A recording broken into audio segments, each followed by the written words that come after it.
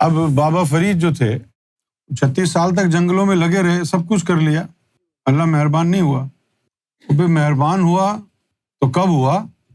ان کو پتہ نہیں کیوں خیال آیا کہ یہ سب کچھ تو کر کے دیکھ لیا، مہربان نہیں ہوا وہ، تو کنویں کے اندر الٹے لٹک کے ذکر کرنے لگے اور وہ مہربان ہو گیا۔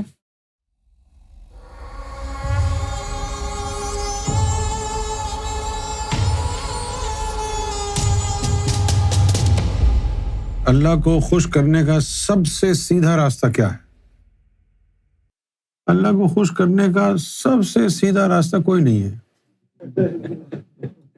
لگے رہو، کسی دن اگر اس کی نظر پڑ گئی وہ تو مہربان ہو جائے گا۔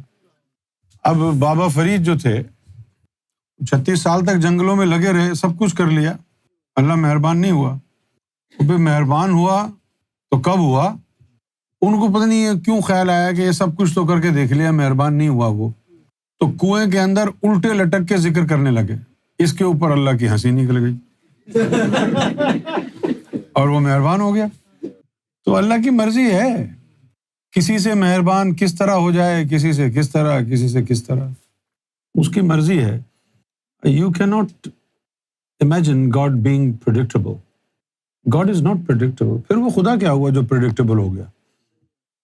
کبھی وہ نمازوں سے راضی ہو جاتا ہے، کبھی وہ ناچنا پڑتا ہے، نچ نچ کے یار منا لے پاویں کنجری بننا پہ جاوے۔ کسی سے وہ ذکر کرواتا ہے، کسی سے کسی کو نچواتا ہے، اس کی مرضی ہے۔ اللہ تعالیٰ کی اپنی شان ہے، اس کی اپنی مرضی ہے، اس کا اپنا موڈ ہے۔ راضی ہو جائے تو ایک سجدے میں ہو جائے، نہ ہو تو ہزاروں سجدے بھی بیکار ہیں۔ لیکن یہ جو دل میں اس میں ذات اللہ اتارنا ہے، یہ وہ طریقہ ہے جو اللہ کو پسند ہے، اس میں اس کی گارنٹی ہے نا۔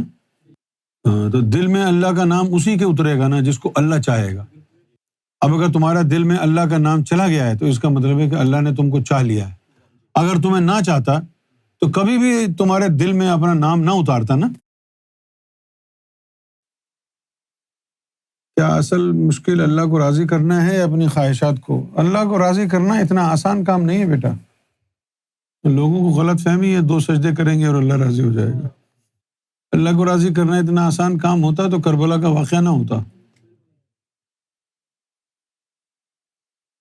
دیکھو 2 چیزیں ہیں، ایک رضا ہے اور ایک قضا ہے۔ رضا تو یہ ہے کہ جو میں چاہوں ویسا کرو، اور قضا کیا ہے کہ میں تم کو مارتا رہوں اور تم راضی رہو۔ چنیں گے آپ قضا کو؟ ایک تو دعا بندہ یہ کرتا ہے نا کہ ربی تو بے رضائک، اے رب میں تیری رضا میں راضی ہوں۔ امام حسین یہ کہا کرتے تھے ربی تو بے قضائک، کہ میں تیری قضا میں راضی ہوں۔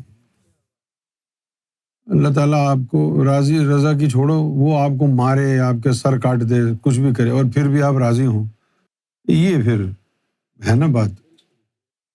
کون ہے ایسا جو کہے میرا سر کاٹ دو میں راضی ہوں آپ سے؟ تو جو اللہ کے لیے اس کی قضا پر بھی راضی ہیں تو اللہ ان کی ہر بات مانتا ہے نا۔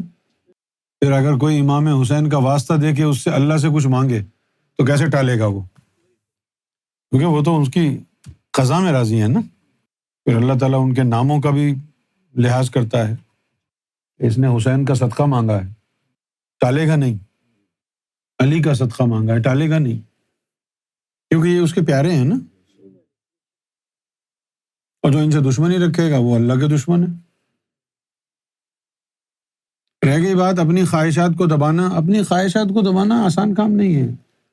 اپنی خواہشات کو دبانے کا طریقہ اور ہے، نفس کو پاک کرنا ہے۔ جب نفس پاک ہو جائے گا تو کوئی خواہش غیر رہے گی نہیں اس میں۔